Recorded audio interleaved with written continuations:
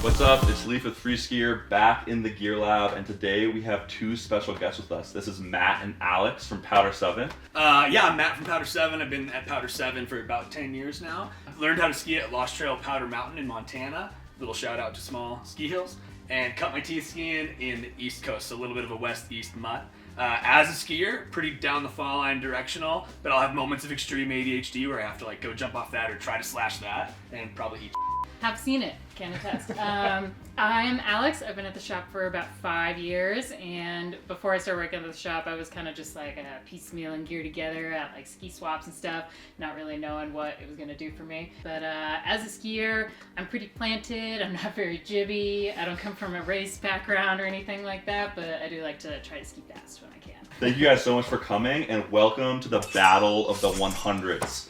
Behind us, we have a bunch of 100mm waisted skis, and over the last 4 or 5 years, I think we really feel collectively that this kind of ski waist is really taking over. I think we see people on 100mm waisted skis, beginners, intermediate, advanced, because they're just so versatile, and each of the skis in this list kind of have their own qualities, and we're going to dive into that right now. So we want to start off with Icelantic Nomad 100. Absolutely. So we arranged the skis on the wall loosely from softest to the left to stiffest to the right. And so that we're starting with the Icy, one of the softer, more playful, poppy, true freestyle skis on the wall. This is the newer version that they updated a year ago. And I think the new Nomads, especially this 100, just feel so much more lively and energetic than the previous ones did. And I think it's an awesome update. Pretty soft flex pattern, a lot of camber underfoot for a lot of rebound.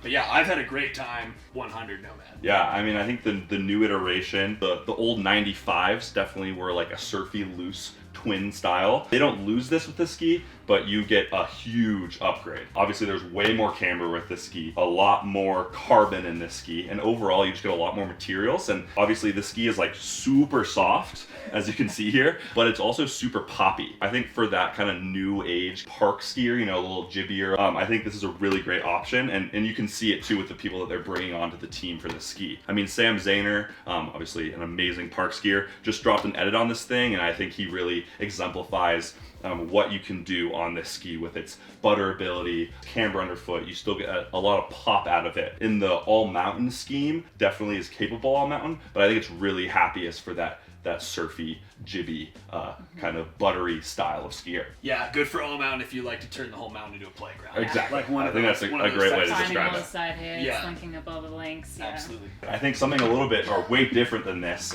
some might say like the granddaddy of the 100mm waist width category. We have the bent 100 here. And Alex, what are your thoughts on these? Oh, I mean, this is like a legacy ski, one of like the most popular, best-selling skis over the last few years, and it's something a lot of these skis are trying to go after a little bit. Right. Yeah.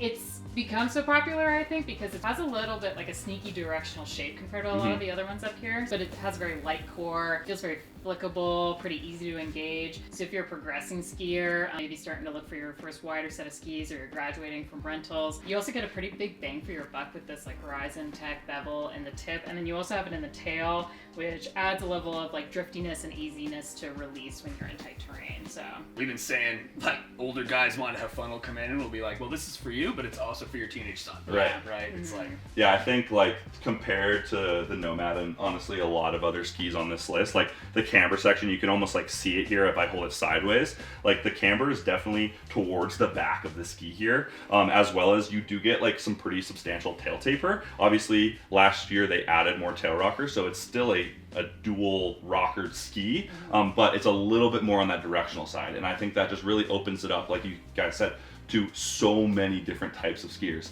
It's lightweight, it has some good camber, it has like the bevel and the tip and the tail, and so it's just extremely versatile. If you're kind of maybe a slight bit more directional oriented, but still want something that has an easy turn release, and is very maneuverable and light under your feet, I think like I said, like the bent is like the king of this category in the past, and there's a reason why people just like love it, and I'm assuming you guys have seen it all over the mountain. it's super quick and nimble and agile, which just is super confidence inspiring when you're maneuvering. doesn't beat you up also. in bumps. Totally. Exactly. Yeah. Moving on to something that is honestly around the same weight here, but is definitely a lot different in its application and the way that it's designed, is the ARV 100 from Armada. Obviously, Armada has a huge kind of park background. The camber compared to the bent is definitely a little bit more central here, as you can see. And that just kind of, again, lends to someone who is going to ski this at a more neutral position in the center of the ski. You know, it's not going to be like the mounting point is only a few millimeters back from the center of the ski, and I think that just really tells what this ski is for. You know, this ski is designed to be in the park. It's designed to jib. It's designed to ski switch. You know, it's designed to kind of just be a jibby ski for that jibby skier. And because of its lightweight and just kind of its overall design as well, like Armada has designed this to be jibbed all over the resort, but kind of similar to the Nomad 100, like this thing loves the park. You know, I wouldn't say that the Atomic Bent loves the park. It could definitely ski park, but this thing loves the park, and I think it's going to really work for that certain style of skier. I really like what they did with the tip shape when they updated, when they added the 100 Yeah. versus the previous ARVs. And this is by like no means like a bad ski all mountain. It's very capable, and it's honestly really easy to ski just because of its design. It is definitely more park leaning. Moving on to a new one, obviously. The QST has been a super famous ski, or ski line I should say, in the past. And this is the new QST 100. What are your thoughts, Alex? Oh man, I was so excited to try this because I used to own a 98 and I quite liked it, but on firm snow it could get a little shaky. Right. Especially like frighteningly firm, like refrozen spring mornings. And this one levels up, I think, in like kind of all capacities because it's quite a bit more damp. Mm-hmm. They have that cork, redesigned cork damplifier up here, and then also that basalt mat that's Right. pulled to tension. But it's also got a more symmetrical shape than the 98, so it feels Yeah. a little bit looser and a little bit more playful. But Mhm. again, it's so much more predictable and damp underfoot. It just feels really capable, kind of everywhere you want to go. It doesn't feel super bendy or anything Right. like that. It has a nice like flex to it, like a bit more than the other skis we were talking about. So I think that adds to its chops. I think the cork does a lot of heavy lifting for giving it like a really smooth, surprisingly Yeah. smooth feel. Kind of tracks well through Yeah. choppy Sure. snow. Yeah. I think too, like this is obviously a much more free ride, freestyle shape than the QST 98, and I think that kind of opens it up to a whole new style and level of skier. You know, I think, like you said, like it's a full upgrade. You know, where some advanced skiers in the past may have not been so into the QST 98 because of its like firm snow conditioning. This ski can totally be ripped by an advanced skier. Yeah. And I think it really has, like we said before, it really has this nice balance. Like it's relatively soft here, but has a bunch of energy, and like it is a little bit, I mean, if I go like this, it seems a little chattery, some might think, and that's kind of what I thought when I was about to get on this. But the way that this like damp and basalt is designed, this ski is like so smooth and so damp. Like you don't feel the vibrations. It feels super confident, inspiring, and stable. And I think like going along with the core and the shape of this ski, you know, a little bit more of a free ride tail. This ski is just super predictable. That like mind to ski connection with the ski does everything you want. You know, some people like Alex maybe want something a little bit more like juiced up a little bit of a bite. But like me, who definitely has a little bit more of a surfy style, like it's just so nice. You can just like play and have so much fun on this thing while still feeling like it's got your back. You know, it's not going to feel overly loose and uncomfortable. I love the like classic QST tip shape Yeah. that they kept for this too, because it has all that taper and it's just really intuitive and like Exactly. mind to ski. You think and it goes. It does not take long to get used to this ski. You're gonna Yeah. there's not a long figuring it out period. For sure, for It's sure. like 2 turns. Yeah, and the amazing thing too about the ski is it comes in 2 graphics Yeah. as well as a full size range. Mm-hmm. So this ski can be literally skied by anyone. In whichever color you want. Yeah. But everyone is gonna want this color. Disco anyway. raspberry. Disco raspberry. Yeah. This is the new Rossignol Sender-Free 100. It might look familiar. It is kind of a mini-me of that Sender-Free 110 that came out a few years ago and kind of blew everyone's socks off. Really similar shape. You can see tons of camber underfoot, and then also really interesting, like tons of tail splay back here, and in the tip as well, obviously. But really progressive mount point, pretty progressive ski.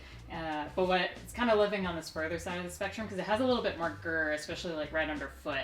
feels like you've got a bit of power under your feet to kind of get the ski on edge and also kind of push through cruddy snow, but with the air tip in the tips, the ski just feels really flickable, like more flickable than you'd expect. Yeah, versus the Center Free 110, they took the metal out, but it still feels like pretty solid and planted under your foot, but you get like extra pop and liveliness. Kind of matches the color. Yeah, but it's got, you know, lively? Yeah, comparing it to this other skis in the category is helpful, and then also within Rossi's own line, like this versus the Sol 102 is a choice a lot of skiers are trying to make. Extremely different skis. Like more planted, more damp on the 102, more lively, zesty on the 100. Yeah, I think like this is definitely like stiffer than this side of the category. It kind of has this mid-stiff feel, but because like a lot of the power is like centered in the center here, and the tips and tails are a little bit lighter. I wouldn't say they're softer, but they feel lighter. Yeah. You kind of can still make like powerful carves, especially like someone who weighs more like me, while still being able to flick the tips and the tails, which is super nice when you're kind of like Matt was explaining his ski style, ski fast, and then ADHD kicks in and you're like going sideways. Like this ski lends perfect to that. You kind of can go hunting on the mountain. And you know, when we were talking to the Rossi crew on why they designed this ski, I think like obviously the Center Free 110 is so popular. So popular that people even ski it in the park, which is pretty crazy. And there are like crazy park edits of people skiing the Rossi Center Free 110, just like slaying the park. They like really made this ski for their athletes, like Jonah Williams, who wants kind of that same shape, but wants it a little bit skinnier, something that is a little bit more fun when the conditions are firm. And I think they really hit the nail on the head. You know, I was like a little concerned because I love the Center Free 110. I'm a bigger dude, and it just absolutely works for me and just my ski style. And so I was a little concerned when I heard they were taking the metal out of the ski and kind of making it a little bit like softer all around, but that shape is just still there. That DNA from the line is still there. And so if you're a huge Center Free 110 fan, like this ski absolutely rocks. Yeah, it's an auto building quiver. Right? Exactly. Yeah, exactly. Do you want to move on to the stiffer end of the line, Alex? Yeah, we're getting to the heftier boys and girls over here. This is the Dynastar M-Free 100, and I should just hand this over to you. Yeah, M-Free 100 replaces the M-Free 99, and it mirrors the changes that Dynastar put into the 108 a year ago. And I liked those skis. The 99 was kind of like, yeah, this is an all-mountain freestyle ski. It's super fun. The 100 is a huge level up, I think. Polyurethane, like through the core. Dynastar calls it their hybrid core 2.0, but what I really like is just how much pop and rebound and liveliness the ski has. You can see all this camber under your foot, but then a bunch of tail splay, a bunch of tip splay. It kind of does everything well in this category. That said, it does want to have a lot of skier input. It likes to go fast, but it can get loose. Yeah, I think like compared to like the previous generation, the M-Free 99, I think we were talking about it before the shoot, and this ski, like a great way to kind of distill it down if you are a huge M-Free 99 fan is like this ski is going to hold the turn 20% more. You know, when you get to the end of the turn, the 99 kind of has, because it has a softer tail and just an overall softer core, kind of wants to release from the turn a little bit, and this ski kind of just holds true to that turn. And when I was initially like looking at it, like the shape is kind of a little bit deceiving because there's like a ton of tip and tail rocker here, but there's also so much camber, and like this camber like is not easy to press through. Like it's a pretty burly build, and you know, I think for the skier who, you know, kind of likes a directional ski but something a little bit more playful, I think this is like a really cool option. It still can charge, and you know, when you get it up to those higher speeds is when you kind of can start jibbing this thing. It definitely needs a little bit of energy, a little bit of gusto, as some might say, to get it moving and buttering. And I think this ski is going to really fit for a lot of skiers, just because it's a little bit on the stiffer side, but it's still maneuverable. Yeah, the changes just really help level up its capability for someone who's not jibbing all the time, who might be skiing it more as like less of an all-mountain freestyle ski like those skis, and more of just like their all-mountain daily driver, because you get a bit more of that precision on groom terrain and holding carves, and just the weight for pushing through certain stuff. So, totally. Yeah. That seems like a nice segue. Yeah, exactly. For you. Oh, did I accidentally segue? Yes. This is the ski of the year for me personally. This is the Volkl Revolt 101. Another kind of mini-me. They took the kind of shape and inspiration from the Revolt 114 and put it on this more all-mountain chassis. And I think it's cool. This has quite a different shape than a lot of the other skis we've seen on the wall so far.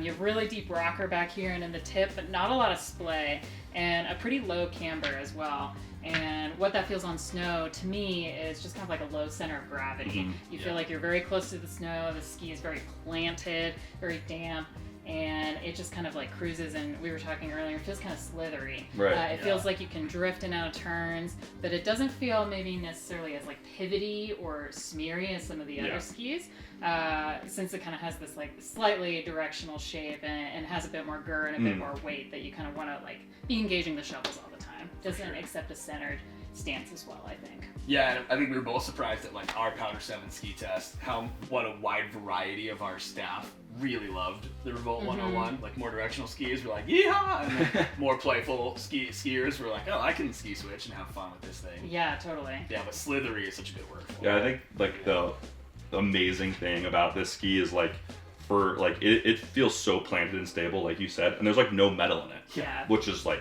crazy. Just a heavy wood core. It's just a heavy wood core with a pin tail. Yeah, exactly. Like the shape and the style of the ski is so unique, and you know, obviously like the skis that we have behind us are definitely a little bit more, like we said at the beginning, freestyle oriented. And so, you know, we were kind of deciding, does this ski deserve to be in the freestyle oriented category, or is it more of a directional ski? And the conclusion we came to is like, it kind of is somewhere weirdly in the middle, but because of its like, it's part of this like Revolt line from Volkl, which is definitely more free ride, and it really kind of leans a little bit more freestyle, I would say.